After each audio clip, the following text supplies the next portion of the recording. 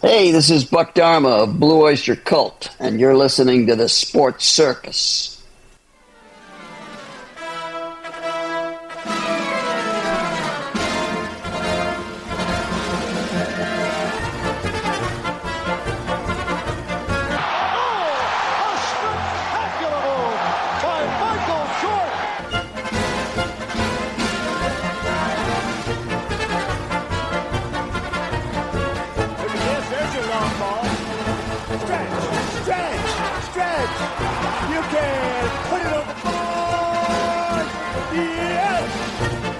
Welcome to the Sports Circus. I'm your ringmaster, Sal, live from Las Vegas in the AMP TV studio, AAMP Television. Today's show is brought to you by UppercutChops.com. Check out their tasty selection of all-natural, dry-aged USDA prime Wagyu steaks and chops. Wait till you taste those best-in-class New York steaks, the filet mignon, and of course the king of all, those gigantic cowboy cut and tomahawk cut ribeyes. When do you try those Black Angus USDA prime steaks as well? Man, those burgers are amazing as well. I tell you what, folks, check out UppercutChops.com. Find out what's for dinner, UppercutChops.com, or give them a call, find out what's for dinner if you don't want to read. 714-948-0100, 714-948-0100, 714-948-0100 for UppercutChops.com. All right, a big welcome in to everybody listening in on our affiliates, TV, radio, from coast to coast. Everybody's streaming on pick your favorite platform, Apple, Amazon, Audible, Spotify, Pandora, YouTube, even Facebook, and Stitcher and Deezer and all the others, as well as Hotel TV and all Nielsen rated markets. Thanks for joining us. Going to pick up on the NCAA tournament. And, you know, it hasn't really been filled with a whole lot of upsets. There have been some close games, some questionable calls here and there. And then you have the crybaby, Dan Hurley. This guy, he's just never happy. It just seems like he could win a national title or two and just not be so happy. But ultimately, it seems to come down to this guy wants everything to go his way, just like any other player or any other coach. You're not going to take anything away from him. But he was so emotional after the loss to Florida. Boo-hoo-hoo. Knock it off already. Nobody gives a damn. Seriously. And so Dan Hurley put his emotions on display after the UConn loss to Florida. And in more than one way. Outside of the fact that he was essentially crying, leaving the court area and saying to the Baylor faithful, the players and coaching staff, well, I hope you don't get bleeped just like we just got bleeped and all this other crap. So he's crying about it. But then again, when it came to the press conference, well, the UConn head coach held back the tears in a postgame interview with CBS on the podium. And he also shared some choice, heated words with Baylor in the tunnel, as I mentioned, before the Bears took court against Duke. And, of course, this is compliments of Yahoo Sports. We'll go ahead and give them a nice round of applause. Now, he wasn't mad at Baylor. The subject of his ire appeared to be the officials who oversaw Florida's 77-75 win over UConn, a thriller that was in the balance until the final minute and ended UConn's hopes for a national title championship three-peat. And of course, here's what Hurley had to say as he exited the tunnel. Well, actually, you know what? I can't really do that because we don't really want a $100,000 fine from the FCC, if you know what I mean. Show me the money! Yeah, we don't really want to do that one because I said, you know, I really don't feel like paying a gigantic fine just because of Dan Hurley, especially because of that guy. And we'll just let that one go. And he said, essentially, we'll leave it this way, I hope they don't beep you like they beeped us, Baylor. I really hope they don't. And that's, of course, Danny Hurley to Baylor walking off the floor after a slugfest to top-seeded Florida, likely talking about the officiating. Mercy. Well, in any event, tell us how you real feel there, young man, because we really don't give a damn, if you know what I'm saying. Anyway, Hurley had a colorful season. As you know, this isn't the first outburst from Hurley, who's held little back this season since coaching UConn to its second straight national title. And of course, he taunted Creighton fans after a win back in February, going as far as to dub one boldly, apparently unconcerned about the status of his own hairline. That's right. That's the guy. And of course, quote, two rings, Baldy, close quote. Hurley proclaimed with a finger point. This guy. I mean, really, you get to a point, and this is the actual piece from it, the audio piece for all you listening in. Let's see if we can pull this one.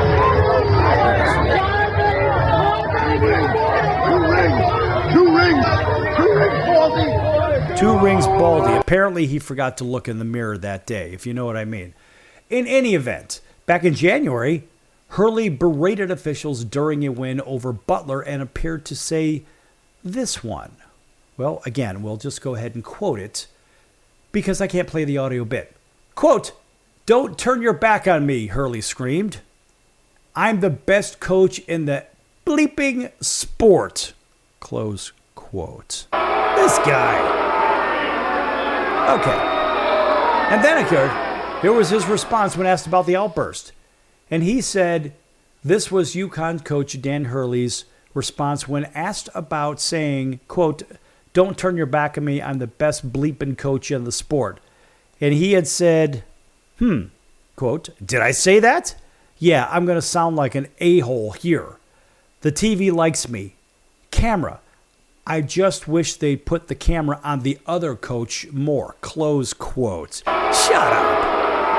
And then again, it had him going ballistic, being the cameras, on the refs after a controversial over-the-back call in overtime, and this was against Memphis.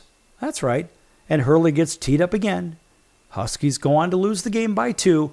And this guy, he says, Hurley then blamed UConn's loss on, quote, "bleepin' calls," close quote. That first word begins with an S, by the officials, and went on to a lengthy post-game rant, which once again, I don't know if we can play this, but he had said, let me see if I can pull this up, folks, just because I don't want to misquote him, because he's a rather quotable individual, if you know what I mean.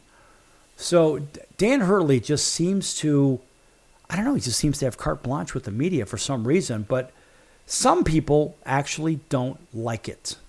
Leave it that way.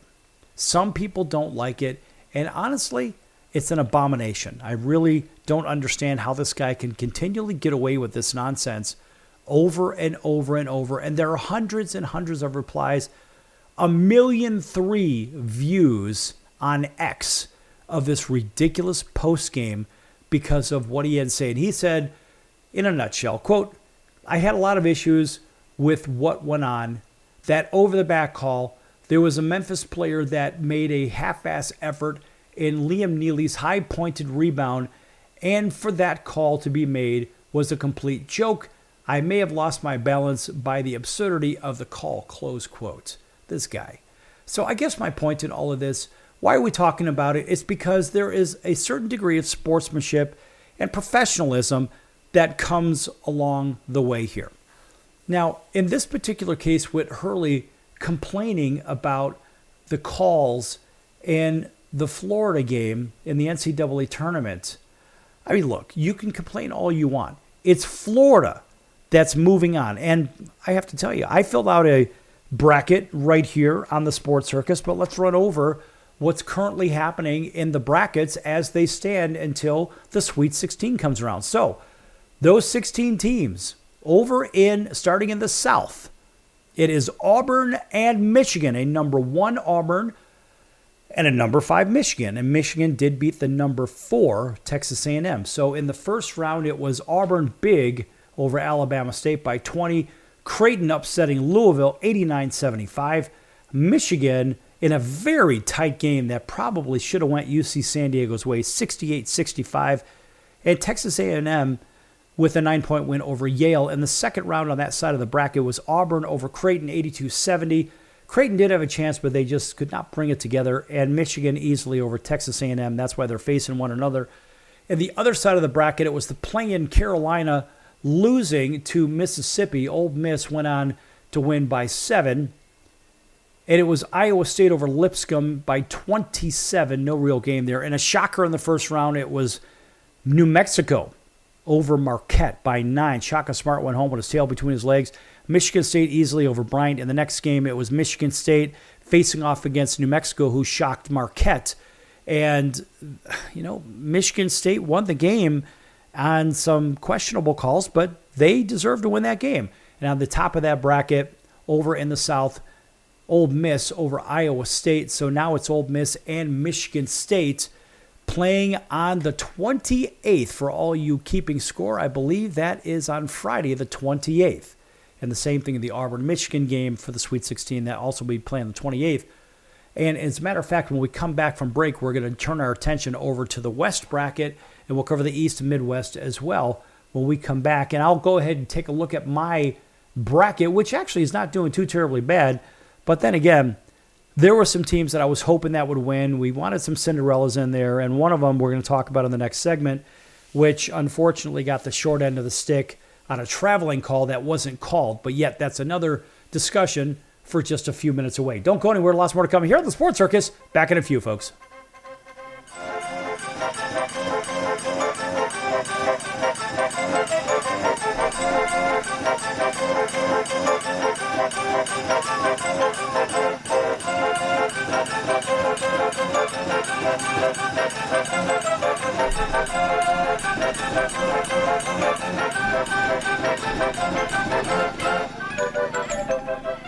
Attention business owners, you and your customers are listening to this right now. Face it, every business needs customers, even yours. The Sports Circus is a primetime nationally syndicated program that's carried on ABC, NBC, CNBC, and Westwood One News affiliates, plus CBS, Fox, and NBC sports affiliates across North America, with coverage from Hawaii to New York. Also, the Sports Circus is available to the 180 million subscribers on iHeartRadio, and the Sports Circus gets about 4 million website visitors per month, which could click through your website and bring sales. The Sports Circus provides great content featuring celebrity guests from sports and entertainment to our audience every weekday, which your company could greatly benefit from by increasing your visibility, foot traffic, eyeballs to your website, and calls from potential customers. Call us right now at 714-948-0100. Again, 714-948-0100. Or email us at info@thesportscircus.com. That's info@thesportscircus.com. Drive your sales today by advertising with the Sports Circus. Could you use a little extra money right now? If you'd like to borrow up to $100,000 and get pre-approved in minutes, call the number we'll give you at the end of this commercial. Our lending partners have already loaned millions of dollars to individuals just like you, and we're ready to lend you up to $100,000 if you qualify. Even if your credit is not perfect, you could use the money to pay off high-interest credit cards, for home renovations, or consolidate existing debt. You can get flexible, easy-to-pay terms. The consultation to find out if you qualify is free. To find out if you qualify for our special financing program, call this toll-free number 24 hours a day. 800-335-1376. 800-335-1376. 800-335-1376. That's 800-335-1376.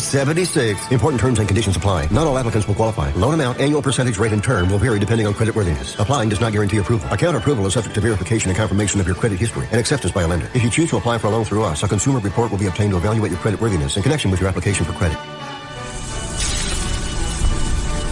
That's the sound of sizzling, dry-aged USDA Prime Wagyu and Angus steaks from UppercutChops.com. Their best-in-class filet mignons, New York steaks, and the king of all steaks, the tomahawk and cowboy cut ribeyes are the best in the business. Even their Prime Wagyu burgers will likely be the best you've ever had. Browse the full selection of steaks and chops at UppercutChops.com from the comfort of your home or on your mobile device. UppercutChops.com delivers all-natural, dry-aged USDA Prime Wagyu and Angus steaks and chops directly to your door, without the hassle of going to the grocery store and fight crowds to pick from a small selection of average at best meats with injected steroids, fillers, and coloring added to look good. Find out what's for dinner at UppercutChops.com or call 714-948-0100. 714-948-0100. Again, 714-948-0100. or make your selection directly at UppercutChops.com.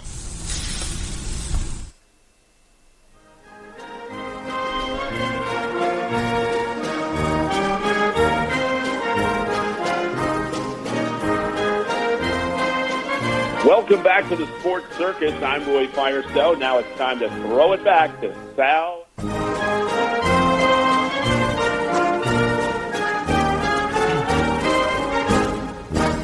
Welcome back to the Sports Circus. I'm your ringmaster Sal, live from Las Vegas in the AMP TV studio, AAMP Television. This segment brought to you in part by our friends over at the College of Southern Nevada Athletics. Check them out at csncoyotes.com for upcoming games and events. That's csncoyotes.com for the College of Southern Nevada Athletics.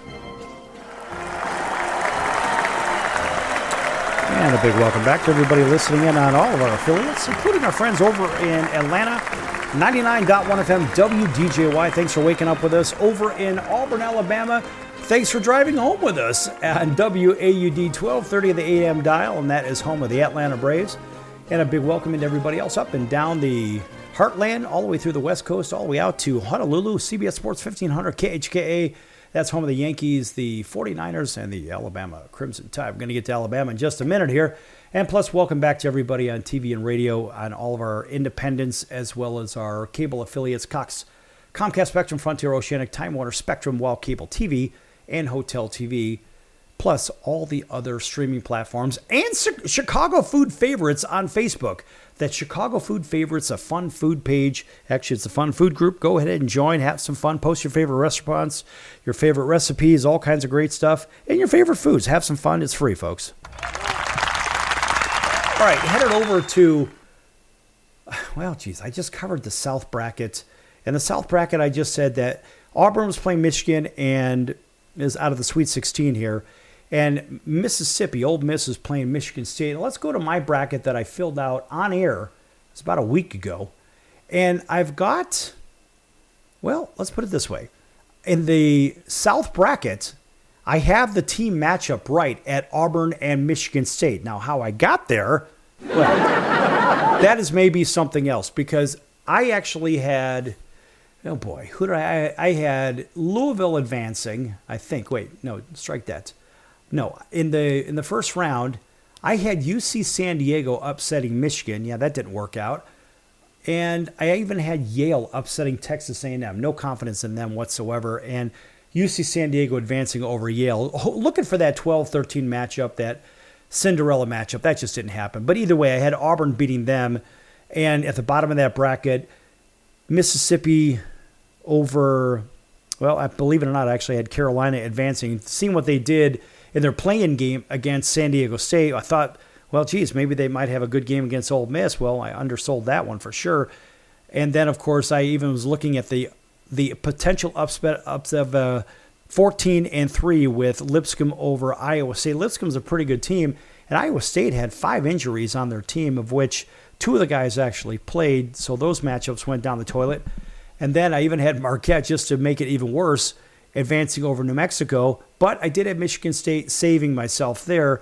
And then Michigan State, of course, beating, well, New Mexico in that game, which, well, that really shouldn't have happened. But ultimately, it's the South with Auburn and Michigan State. So I did have the Sweet 16 somehow right. I'm not really sure how that happened. Now, over in the East bracket, it was Duke in the first round destroying Mount St. Mary's, and it was Baylor advancing against Mississippi State, which I had those right. Great news for me there.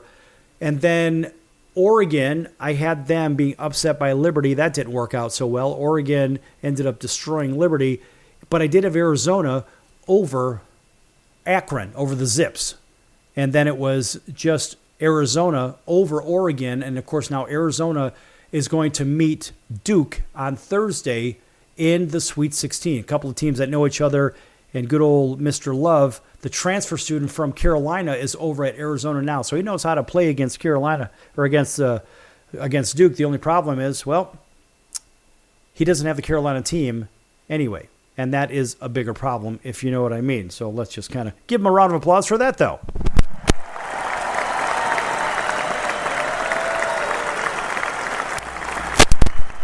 Anyway, moving on.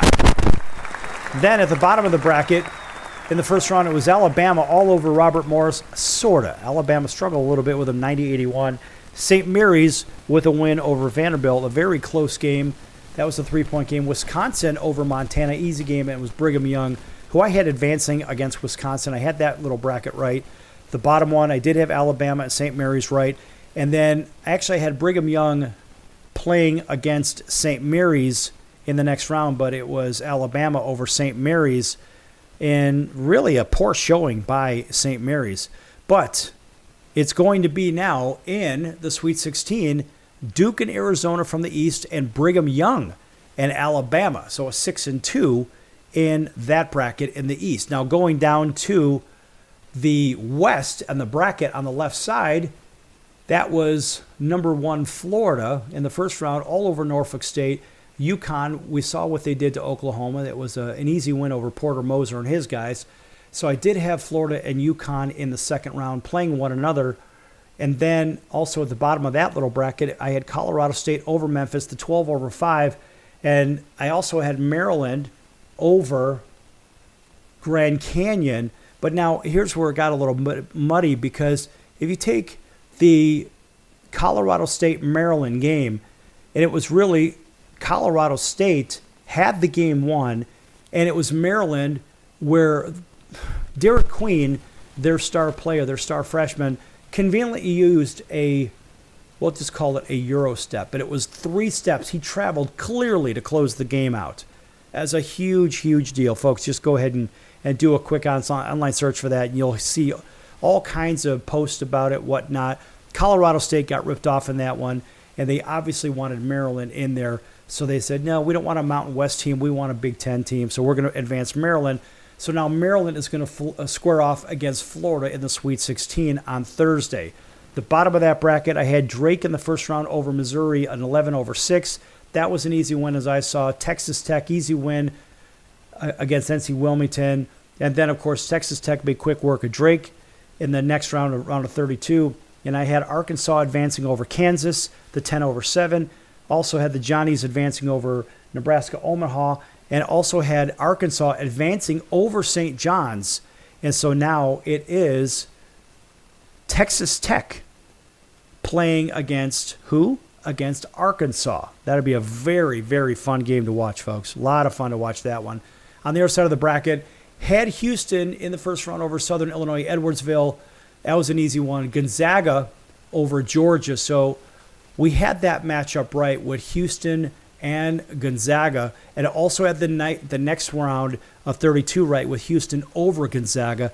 The bottom of that bracket, I did not have McNeese. I don't know anybody that had McNeese over Clemson, the Cowboys, in a very wild game. It was a crazy game over Clemson, 69-67, and Purdue over High Point. I have to tell you, Purdue I thought was going to lose that first round against High Point, and I got that one wrong, even though it's my undergrad. So I had Clemson and High Point advancing, and both of those teams lost, but it's now Purdue and Houston and the Sweet 16, and that's going to be on Friday. In the bottom of that bracket, Illinois had them advancing over Xavier and Kentucky over Troy, and we had Illinois over Kentucky in that one, but guess what? It was Kentucky. This is our bracket in the round of 32, and Tennessee advancing against Wofford, and then Tennessee, we had them actually playing Utah State, thinking Utah State was going to get the upset. But either way, it didn't matter because we still have Tennessee playing Kentucky. Why does it not matter? I'll tell you why. Because when we look at the brackets and then we look at what it looks like in the Final Four, my Final Four is still intact. I still have Duke and Tennessee representing the right side of the bracket in the East against the Midwest. And then over in the South versus West, I have Auburn and Florida. So all 4 teams are intact still, and Duke is my national title winner, 73-72 over Auburn, over a very good Auburn team. But also, I have other brackets picked, but this is the one I did online, on air, on the show, and so that's why I'm going over it right now. In my other brackets, I have Duke and Florida with Duke as the national title winner. It's going to be awfully hard to stop them. But Florida's the one team I think that really has a shot to really stop them. They've got some guys that have been there for a couple years. They have the experience over the Duke players. And I think in the Final Four, as I see it, I have Duke over Tennessee. Tennessee just way overachieving, but good enough to beat a very good defensive Houston team. And there's a shot that Purdue actually matches up pretty well against Houston because they're both two really good defensive squads, but Purdue is missing Zach Edey, as Zach Edey graduated after Purdue played in the national title game last year, and Zach Edey is dominating the NBA with the Memphis Grizzlies, so they're missing their big 7'4", gigantic, the Big Maple, as he's playing over with the Grizz. But Purdue is still playing pretty well, but I got to tell you, I think this is where the road ends for them in the round of 16 on Friday, and so it'll likely be Houston moving on, and I just don't see Kentucky beating Tennessee, and they've already now Kentucky's beaten Tennessee twice this year. I just think that Tennessee's going to get one over on them in the same way that St. Mary's beat Gonzaga twice in the regular season, but they lost the West Coast Conference tournament to Gonzaga, so it's hard to beat a team three times, and I just don't think Kentucky's going to beat Tennessee three times. And over on the other side, I mean, that Texas Tech-Arkansas game will probably be the most fun to watch, although I'm not going to discount the Duke-Arizona game. Duke got one over on Arizona earlier this year, and that was at Tucson. Now they're going to be playing at a neutral court, sort of, in New Jersey. And still, this is really a home game for Duke. Duke's going to get the win there. Brigham Young and Alabama, boy, I don't know. I mean, that Brigham Young team is better. They're defensively better than what I thought. But watching Alabama, you'd think they're in disarray, but they're really not in disarray. There's some really good basketball to be played. Don't forget Michigan and Ole Miss and Auburn and Michigan. Lots of good games coming up, folks. Back here with more basketball, believe it or not, in just a few moments. Don't go anywhere.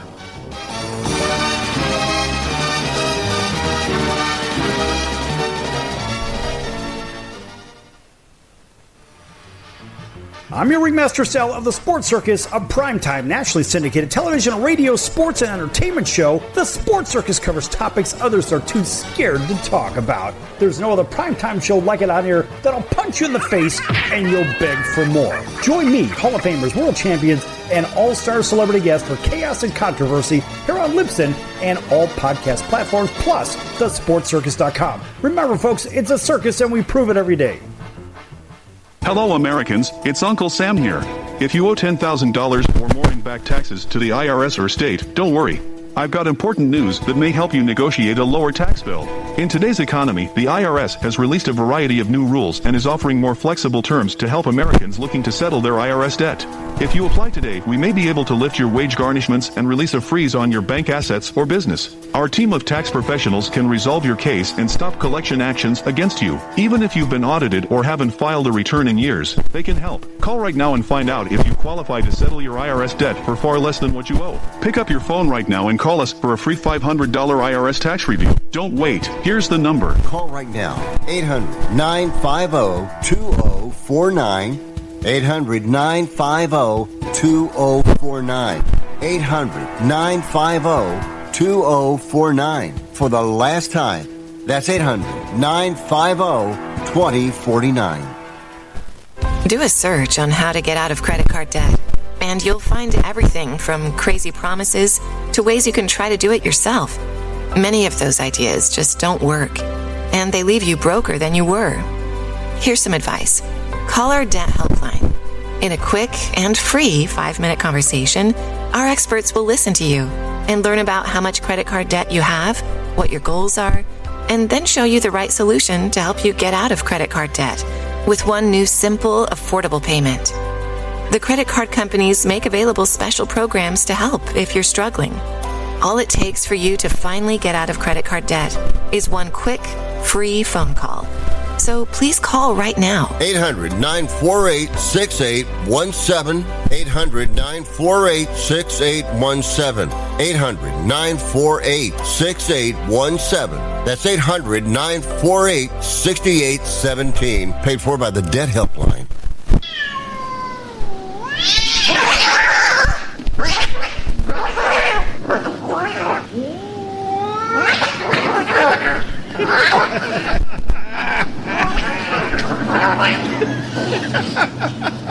That's ridiculous.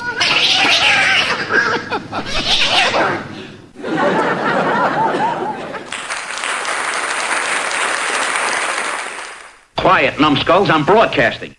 Hey everyone, Dave Jackson here, ESPN rules analyst on ESPN Hockey, and you're listening to the Sports Circus.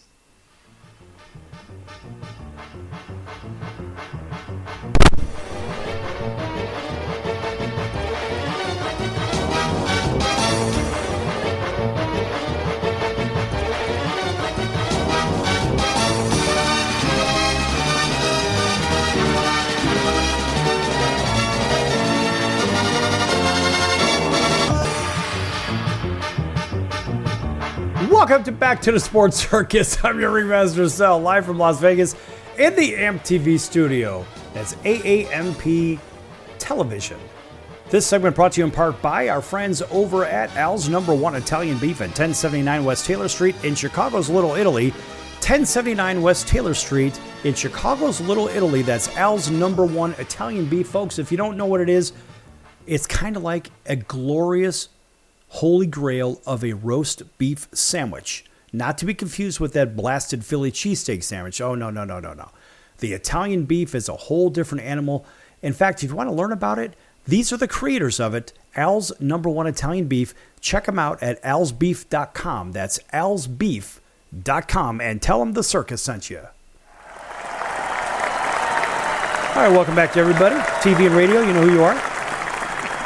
Now, continuing on with college hoops, because we're on a roll right now. And so we went over the brackets and whatnot. How about the odds? The odds really haven't changed that much, to be honest with you. They've sort of stayed static as we are through the first two rounds of the NCAA Big Dance. And Duke is still the odds-on favorite at MGM Resorts International, MGM Grand. They're plus 200. They're basically a 2-1 favorite. Caesars, they're plus 220. Bally's 2-1 as well. Florida is still a plus 300. They're getting 3-1 at the MGM at Caesars. It's actually a plus 380.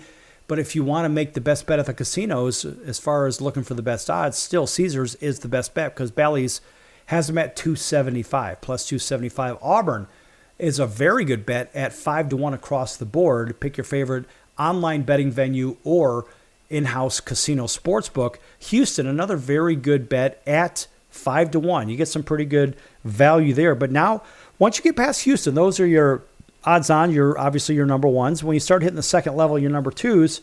Well, Tennessee is up to 17-1 at MGM, and they're at 18-1 at Caesars Palace. So if you're a Rocky Top supporter, well, Caesars Palace is the place for you to place your bet. Certainly not if you're in Vegas. Certainly not at Bally's where it's only 14-1. So you want to migrate over there. Alabama at MGM is 20-1. That's a pretty big number, folks. Alabama's a pretty good squad. Just saying. Sorry, everybody in Auburn, but it is what it is. Those guys can play, but Auburn, of course, being, a 5-1. A 5-1 versus a 20-1, something tells me you probably have a little bit of a difference there in quality. Auburn plays a better brand of basketball as far as defense goes, too. No question. Johnny Broom and company, those guys are good. Now, if you're betting Alabama at Caesars, you're only at 16-1, Bally 17-1. So if you are a Tide supporter, you're going to be betting at MGM. Texas Tech is a very, very fun team to watch. 20-1 at MGM, 22-1 at Caesars. That's the best price there, 20-1 at Bally's. Michigan State. Look, Izzo's good to get his team to the round of 16 seemingly every year, but this is where they fizzle out for the most part. They're done. And it doesn't really matter who they're playing. I just don't see them going any further. That's kind of all they got. They really, they played a really good game against New Mexico, but I almost think that they are going to fizzle miserably in the next game. It's just what they do. They've done it quite a bit throughout the year as well. They're at 25-1 at MGM, 20-1 at Caesars, 20-1 at Bally's. They dropped out of Arizona. They're not even on the board at MGM. Not at all. At Caesars, they're 40-1. That tells you how much confidence that the sports books have that they're going to beat Duke. If that doesn't tell you everything you need to know, nothing does. Even MGM has the same at 40-1. And then the numbers outside of Maryland, who is 35-1 as you go forward, 35, 30, and 40-1. And then it goes all the way up. Once you hit Kentucky, BYU, Michigan, Ole Miss, Purdue, and Arkansas, they're all way up there, upwards towards 100-1. So again, Duke is the odds-on favorite in this. But you know what we haven't had a chance to mention? We haven't mentioned, yes, believe it or not, the battle for number 69, the NIT. Look, we got to talk about it. We have to talk about it because, hey, I got a little dog in the fight here. One of my schools is in there still. And just about, I think it was about 40 years ago, it was Loyola of Chicago made the Final Four. Remember Sister Jean and the whole thing?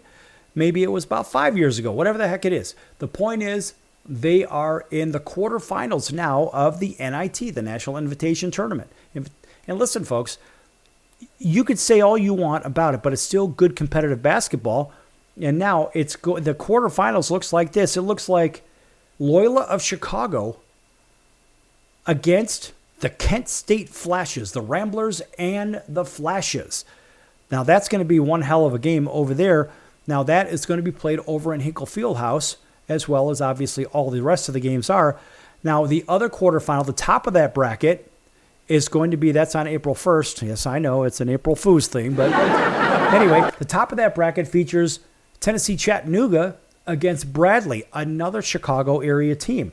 So that side of the bracket, the whole right side of the bracket, you've got two Chicago teams in there, Chicago area teams, one in and one outside. And then over in the left side of the bracket, it's UC Irvine. And they were kind of right on the bubble to get into the NCAA big tournament, the big dance. And for whatever reason, they just didn't get in. And they're squaring off against UAB. That's at the bottom of that bracket. And the top of that bracket has Oklahoma State and the Mean Green of North Texas. North Texas with a nice win over Arkansas State, a very good squad. And Oak State beat SMU to get there. Now, at the bottom of that bracket, UC Irvine beat a very good Jacksonville State team to get into their quarterfinal. And UAB shocked Santa Clara by a very, very substantial score. So over on the opposite side, it was Loyola of Chicago getting past San Francisco, the Dons of San Francisco, in a very good game. And it was Kent State. Boy, it's a rough day for the Bay Area. Stanford losing to Kent State. So both Bay Area teams that were in the tournament lost on the same day. Well, it stinks for them. But at the top of that bracket, it was Bradley over George Mason, and it was Chattanooga over the Dayton Flyers. Dayton Flyers are a very good squad historically. And so then again, now we've got those quarterfinal matchups, and that's going to be a lot of fun. You know, nobody really talks about the NIT, but damn it, we have to just because we can. And how about that? Nice round of applause for the National Invitational Tournament. That's right. But that said, I mean, look, the one thing that really drove me crazy with all these interviews and all this crap is I was listening to the interview. I watched it on television like a lot of other people, and it was the interview with Colorado State losing to Maryland, and Derek Queen, who got the ball and scored the game-winning bank shot against Colorado State, when asked about how he felt about his coach, he said something to the fact that I'll paraphrase it because I don't remember exactly. He said about the coach, he said, well, we like him because he pays us. Well, what kind of crap is that? What is the message that you're sending when you're saying that kind of thing on national TV? Is that what the University of Maryland has to offer? Is that the best that they've got? Really? Is that how they train their kids to talk to the media? Because, I mean, look, this is a media outlet as well. And we work with pick your favorite network affiliate, and we get the same news feeds and newsreels. But I watched that one live as it happened, and I was stunned that he said that in the same way that I was stunned when Harris had said something to the fact that nothing comes to mind on what she would change about the current administration's agenda or plan or whatever the hell it is, or what the direction the last administration was doing before she lost to good old 47. So it was the same kind of, what? What did I just hear? I couldn't believe it. It was ridiculous. That kind of thing should never be said, in my opinion. Well, he's the guy that pays us. Really? Well, how about this? How about we just open up a little bit of probe into the financial structure of how these kids are allegedly, or not, being paid as Mr. Queen had said. I would love to hear the details on how the coach is actually paying them. I wonder if there are any NCAA violations, even though now all these players, they make money with this name, image, and likeness crap. But I wonder, what about the coach paying? Let's just stick to those words. Is there something to it? Am I reading too much into it? Probably not. Because why would he say it if it wasn't true? That's right. These are the things that you pick up on a little soundbite here and there, and you say, well, there might be something to that. I don't really know what that is, but somebody is going to pay attention to that just like I am, and they're going to investigate it. And I would best guess it would probably be whoever a recruiting rival is, a direct, immediate area recruiting rival to Maryland. In my estimation, that's who would likely pick up on this. And I don't know, is it going to be maybe Rutgers, right? Big Ten, which is crazy to imagine those teams in the Big Ten in the first place. Maybe it would be Rutgers. Maybe it would be Georgetown right there in the area. I don't know. If I was Georgetown, I'd look at it. Maybe it's the University of Virginia. I don't know. Maybe it's the University of Maryland, Baltimore County. Can't forget those guys, right? Well, those guys had the big win over Virginia. That was, a handful of years ago. But my point in all of this is that somebody's going to pick that up and they're going to run with it because it kind of stinks a little bit. Well, thank you so much, Mr. Queen, basketball player on the University of Maryland's Terrapins basketball team. I can't wait to find some more information on that one. Back here with hockey in just a few minutes, folks. Don't go anywhere.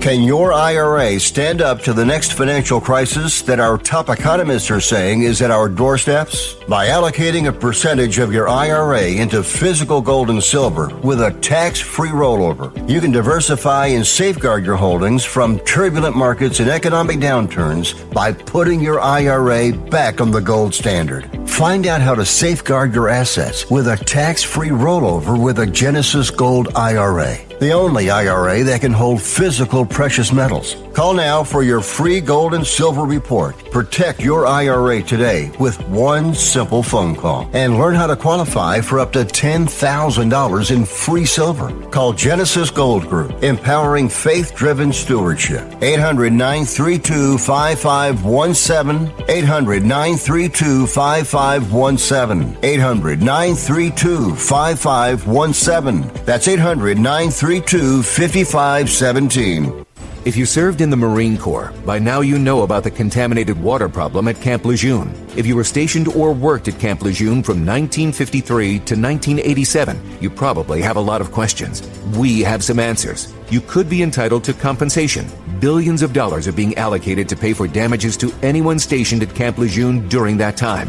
Unfortunately, it appears that officials may have known the contaminated water problem existed and did little to protect their men. The Semper Fi code was not honored. If you or someone in your family has developed a serious illness, including various forms of cancer, call this Camp Lejeune legal support line right now.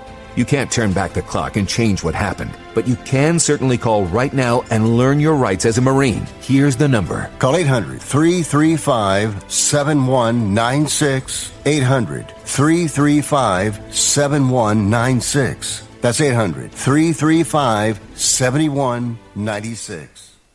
Do a search on how to get out of credit card debt, and you'll find everything from crazy promises to ways you can try to do it yourself.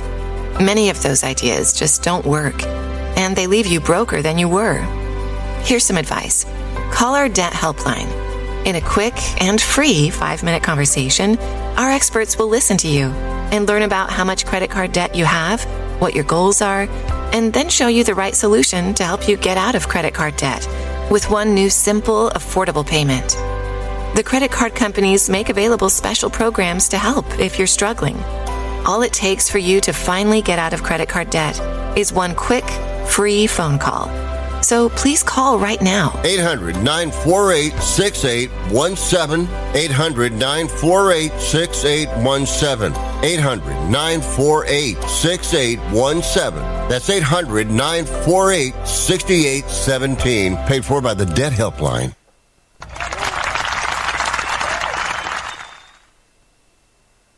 Hey everybody, this is Brian Urlacher. Welcome back to the Sports Circus.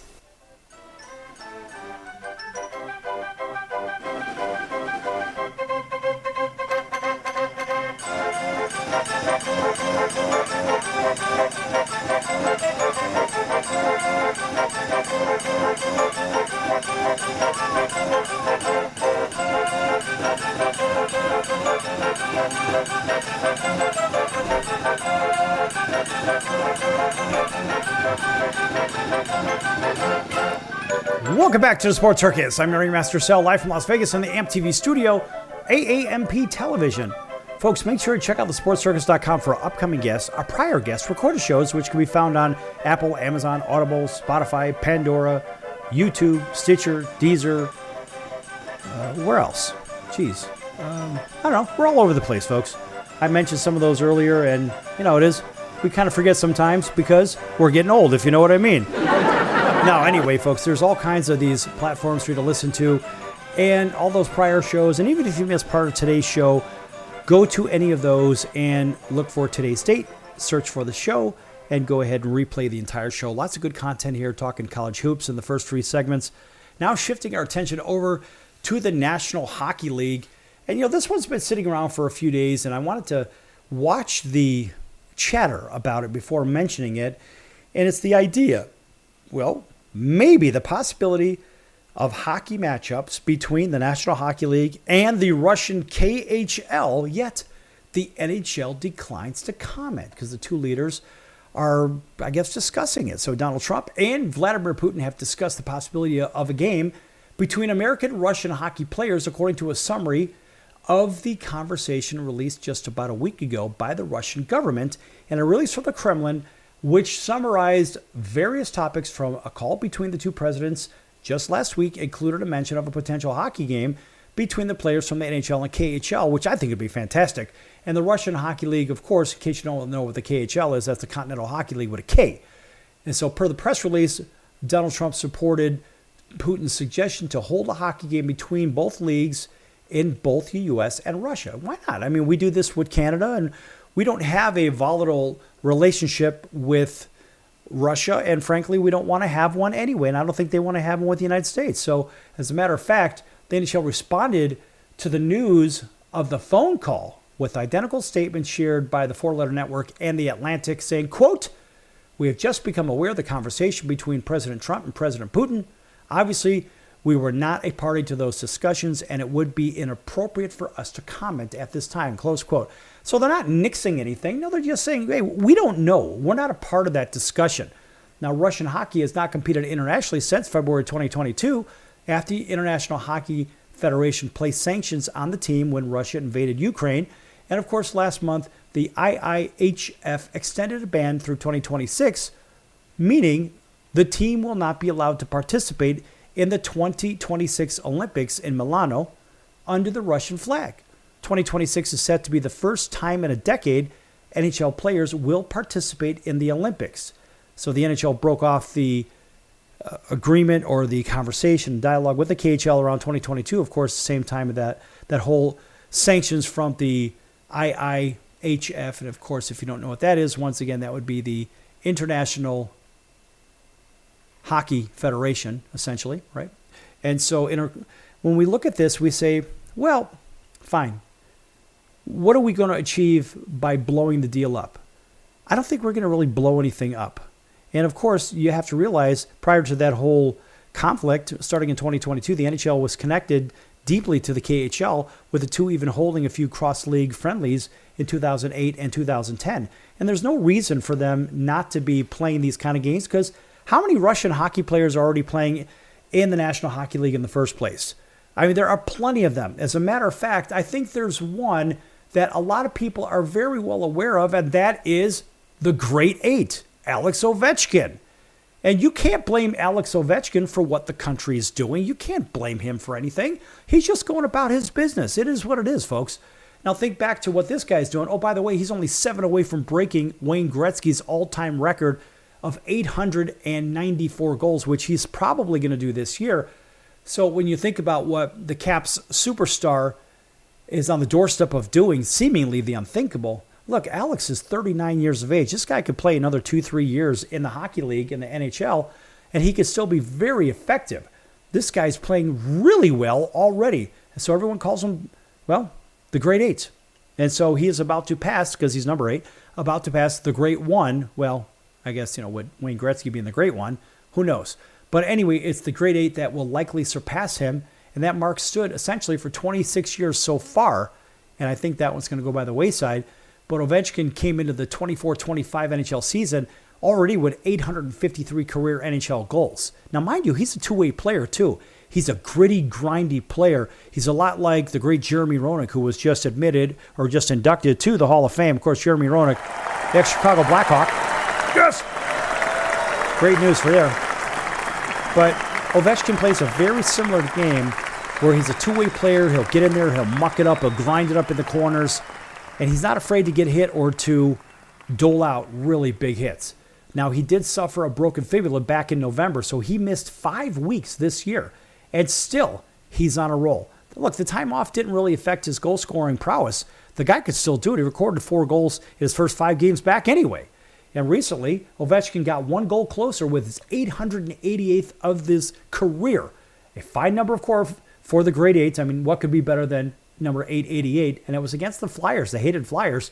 And he is now 7 goals away from passing the great Wayne Gretzky. Reamsdyke towards the goal block. Follow-up chance.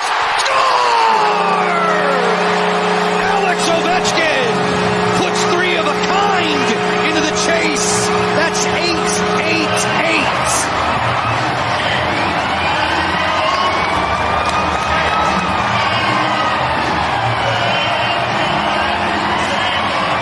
There he goes, the flyby to his teammates, patiently waiting on the doorstep of Ersson as that puck just finds its way over to Ovi on the rebound. Then we look at 888. This is an awesome scene. What a night this is going to be. Pounds that puck from the side and trickles over the line. And Ovi and the guys are just all beside themselves right now, and so am I. You see as this puck comes through, and the big man Protas gets it over, Ovi shanks and puts everything he has on it, and it just barely gets over the line. Tell you what, folks, that was compliments of Bleacher Report Open Ice. Of course, we want to make sure that we give them the X credit because they're the ones that posted that on X. But, I mean, look, it's just a matter of time before this guy said. Even Gretzky told NHL.com, quote, "It's just a matter of time whether it's late this year, early next year, whenever." I mean, he's a great player. He's a great goal scorer, close quote. So as he approaches Gretzky's record, Ovechkin has partnered with Hockey Fights Cancer and the V Foundation for Cancer Research to launch the Great 8 Chase of Victory Over Cancer. Come on, man. That's great stuff, folks. Gotta like that. If you don't like that, you're not a sportsman and you don't have a heart, is my opinion. So get over it. Nonetheless, the campaign will see Ovechkin donate a dollar amount equal to his career NHL goals for each goal he scored for the rest of his career. And, of course, Monumental Sports and Entertainment, which owns the Capitals, will match every donation. Man, that's good stuff. So after going scoreless in a game just the other day against Florida Panthers, Ovechkin will continue his chase tomorrow against the Winnipeg Jets. And in case you're wondering about those top 10 goal scorers, in 10th place is Steve Yzerman, 692 with Detroit. Mark Messier, the great Mark Messier with the Edmonton Oilers and the New York Rangers. Of course, he played with Wayne Gretzky. The great Mike Gartner, another New York Ranger, 708 goals. Phil Esposito, 717 goals. Marcel Dion, who did play with the LA Kings. Marcel was a really good one, 731 goals. Brett Hull, the ultimate cherry picker. And in my opinion, sorry, folks, I knew his old man, Bobby Hull. And Bobby Hull was not a cherry picker. Brett Hull would straddle the blue line, waiting for a pass just so he can go in untouched, and that's how he scored a lot of his goals. He is number 5 on the list. The great Jaromir Jagr. Jaromir Jagr, just one of those guys. Guy can still play today. 766 goals, and he played, of course, with Super Mario, arguably the best player I've ever seen. Gordie Howe, Detroit, 801 goals. Alex Ovechkin, 888, and Wayne Gretzky, 894. You know, Gretzky really didn't get touched a whole lot, and he also played basically on a Hall of Fame team. The crazy thing is, I think you got about, 7 or 8 Hall of Famers on that team. And look, they even had a Hall of Fame goaltender in Grant Fuhr. So those guys, they were loaded, where Alex Ovechkin did not have the same caliber of teammates to play. And in case you're wondering, the games that Ovechkin has remaining where he could score his 7 goals, he's got at Winnipeg, at Minnesota, home against Buffalo, at Boston, at Carolina, home against Chicago, at New York Islanders, home against Carolina, at Columbus, home and home, and then at Columbus and home against Columbus, then at the Islanders, and then at Pittsburgh. So let's be realistic. Where's he going to get 7 goals? He's going to get a goal in Chicago. He's going to likely get a goal against Buffalo, maybe a goal or two. He'll probably get one at Minnesota. That would be 3 of them so far that I could see. He'll likely score 1, possibly 2 against Columbus, and he could actually, on the last game of the season on April 17th, get number 7 against the Pittsburgh Pirates. Or the Pittsburgh Penguins. I might as well say the Pirates anyway. But the Penguins are not the same Penguins team that they've been, and they're shifting into rebuild mode right now. And when we look at the playoff picture real quick, the playoff picture doesn't really reflect a good Pittsburgh team because they actually sit 3rd from the bottom. And they are 29 wins against 32 losses and 11 overtime losses. They're a minus 48 in their differential. They're not very good, folks. At home, they're only 18, 14, and 5. So technically, 18 wins against 19 losses at home. And that tells you what kind of team they are. And they're just not very good. So they probably are going to do well against Pittsburgh, against Chicago as well. I think they're going to be just fine there. But when we think about the other teams they've got to play, there are some playoff teams. I mean, look, Columbus is in the picture. In the grand scheme of things, Columbus, they are sitting 3 slots out of a playoff spot right now, and their differential is a -9, and their -9 is good enough to possibly get them a playoff spot. But looking where Washington stands right now, they're the king of the Eastern Conference, and they are 102 points on top with a goal differential of 76, and that actually matches the Western Conference leader, Winnipeg, and Winnipeg has 100 points, basically 1 win less, 71 games in hand, actually, so Washington has 1 game in hand over Winnipeg, but they both have a differential of 76. But when we look at the remaining games, it's very doable for Ovechkin. Very doable to get those 7 goals. Carolina's in second place over in the East. They're right behind Washington. I don't think that Florida's probably the best team in the East again. And Toronto looks pretty good, but they seem to fade. It looks like it's going to be Florida out of the East. And let's just go all the way down. Never mind the bubble teams. Over in the West, you've got Winnipeg, Dallas, Vegas, Colorado, LA. Those are really your top teams. And I'm going to put Edmonton down below them, even though they sit number 6 in the standings. But they are a playoff team. It just seems like Dallas, boy, they are a handful. I don't know how Vegas, I think Vegas is a second-round exit. And honestly, when it comes to Winnipeg, I think they're going to exit easily as well. You can see either Dallas or Colorado likely representing the Western Conference in the Stanley Cup Finals, only to lose to the Florida Panthers, who become the back-to-back Stanley Cup champion Florida Panthers. All right, folks, that's going to do it for the circus tonight. I'm your Ringmaster Sal. We'll see you in about 23 hours right here on your favorite station. Until then, so long, everyone.